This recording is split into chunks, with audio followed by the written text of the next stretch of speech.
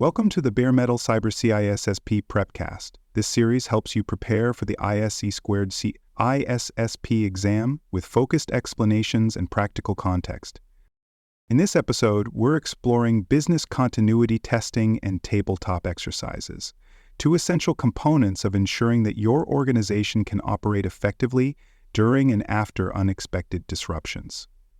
It's one thing to have a business continuity plan documented in a binder or saved in the cloud, but it's quite another to know that the plan actually works under pressure. That's where testing comes in. Business continuity testing and tabletop exercises bring your plans to life, challenge your assumptions, and identify gaps that can only be revealed through practice. As a future certified information system security professional, you'll need to understand how to prepare, execute, and improve continuity testing strategies that truly strengthen your organization's resilience. Let's begin by understanding why business continuity testing is so important. At its core, business continuity testing is the structured process of validating your organization's ability to maintain essential operations during and after a disruption. This may include natural disasters, cyber attacks, utility failures, or even internal system outages. Effective testing helps ensure that your continuity plans are not just well-written but realistic and achievable. It validates whether systems can actually be recovered, whether communication flows smoothly, whether staff know their roles, and whether the timeframes you've documented, like recovery time objectives and recovery point objectives, are actually attainable. Testing uncovers issues that you might not anticipate from reading the plan alone. Maybe a key contact list is outdated. Maybe remote workers can't access critical systems during a simulated outage. Maybe executive leadership is unsure when to declare an incident. These types of problems only surface through active testing. Regular testing reduces risk and increases organizational confidence. It supports compliance by proving that continuity controls are not only in place but functioning, and it enhances preparedness by building experience and familiarity before a real crisis occurs. Now let's walk through the common types of business continuity tests. Each testing method offers different insights and levels of engagement, and the most mature programs use a combination of all of them. First, we have checklist or walkthrough tests. These are structured reviews of the continuity plan, often conducted as meetings. Stakeholders walk through each section of the plan using a checklist to verify accuracy, completeness, and clarity. This is a low-impact way to ensure everyone understands the plan and that it reflects the current business and technical environment. Next are simulation exercises. These involve active testing of responses to simulated scenarios.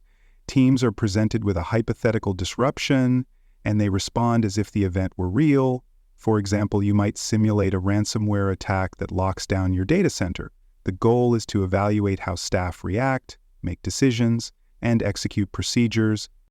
Then there are functional exercises. These are focused tests that validate specific parts of your continuity plan, such as restoring a server from backup, switching operations to a secondary site, or rerouting customer support calls to a different center. These exercises verify whether specific processes and technologies work as intended. Finally, there are full-scale exercises. These are complex, high-fidelity tests that simulate a real-world disaster with full participation across business units, technical teams, and external partners. These tests are the most resource-intensive, but provide the highest level of insight into organizational readiness. Each of these test types has value. Checklist reviews verify documentation. Simulations test decision-making. Functional exercises test capabilities. Full-scale exercises test everything. Together, they provide comprehensive assurance that your continuity plans are effective and actionable. Now let's look more closely at tabletop exercises. Tabletop exercises are structured discussion-based sessions where participants walk through a hypothetical incident scenario in a low-stress setting. They're designed to stimulate conversation, clarify roles, and evaluate how your organization would respond under pressure without actually deploying systems or simulating live operations. These exercises typically involve representatives from across departments, technical teams, operations, business units, legal, human resources, and executive leadership. A facilitator presents a scenario, say, a massive power outage affecting your primary data center, and participants talk through how they would respond, step by step. Tabletop exercises reveal a lot. They highlight misunderstandings, coordination challenges, decision bottlenecks, and communication issues. They also reinforce role clarity. When participants talk through how they would escalate the situation, who they would notify, and what actions they would take, they build confidence in the plan and in each other. A good tabletop exercise presents realistic challenges. The scenarios should be based on real threats your organization could face. Cyber attacks, supply chain disruptions, or regional disasters. Scenarios should include decision points and complications that force participants to think, coordinate, and sometimes disagree. That's how learning happens.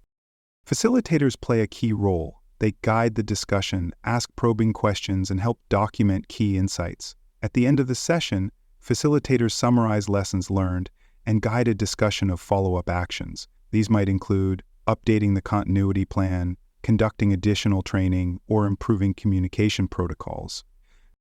For more cyber-related content and books, please visit cyberauthor.me. You'll find bestseller books, training tools, and resources tailored specifically for cybersecurity professionals. Also, there are other podcasts on cybersecurity and more at baremetalcyber.com. Let's now explore how to conduct effective tabletop exercises. Start by clearly defining your objectives. What are you trying to evaluate? Is the focus on communication, decision-making, escalation, role clarity? Your objectives will guide the scenario design and participant selection. Next, create a detailed exercise plan. This includes the scenario itself, expected outcomes, rules of engagement, and logistical details. Choose participants who represent a range of perspectives: technical staff, business leaders, support functions, and anyone with responsibilities during a disruption. Scenarios should be challenging but realistic. They should include enough detail to feel authentic, but not so much that they overwhelm participants. Present the scenario in stages, introducing new developments to keep the discussion moving.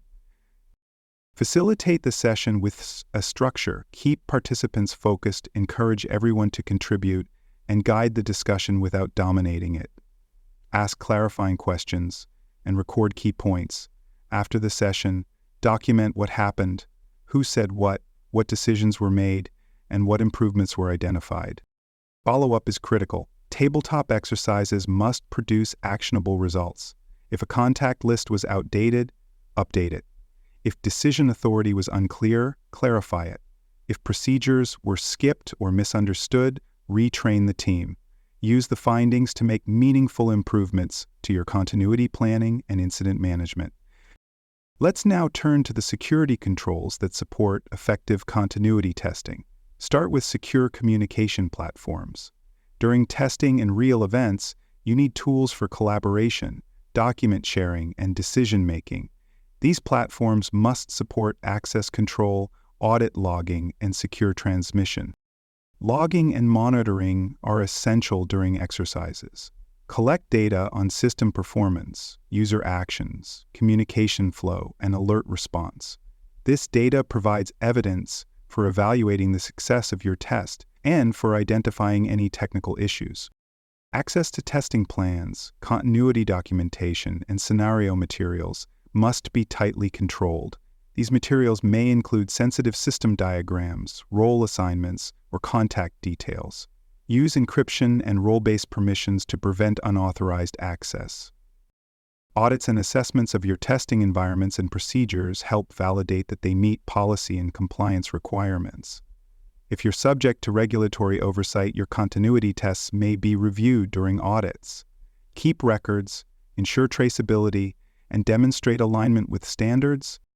Maintain secure documentation of all test outcomes, including lessons learned and follow-up actions. These records demonstrate accountability and support continuous improvement. Speaking of continuous improvement, this is a core principle of all business continuity and testing activities. Your continuity plans and exercises must evolve with your organization. Review them regularly and revise them after changes in business operations, technology, staffing, or the threat landscape. Use the results of each test to make targeted improvements. Ask what went wrong, what went right, and how you can get better. Involve stakeholders from across departments to ensure that your plans are realistic, complete, and aligned with business priorities. Make training an ongoing process. Don't assume that once someone participates in a test, they're set for life. Roles change, systems evolve, people forget. Offer refresher training, cross-training, and new hire onboarding sessions to keep everyone prepared. And finally, foster a culture of collaboration and readiness. Continuity planning is not just a technical task, it's a business responsibility. Engage leadership, empower teams, and build a shared commitment to resilience. Thank you for tuning in to the CISSP Prepcast by Bare Metal Cyber. Visit baremetalcyber.com for additional episodes, comprehensive CISSP study resources, and personalized certification support. Strengthen your understanding of business continuity testing and tabletop exercises, and will consistently support your journey toward CISSP certification success.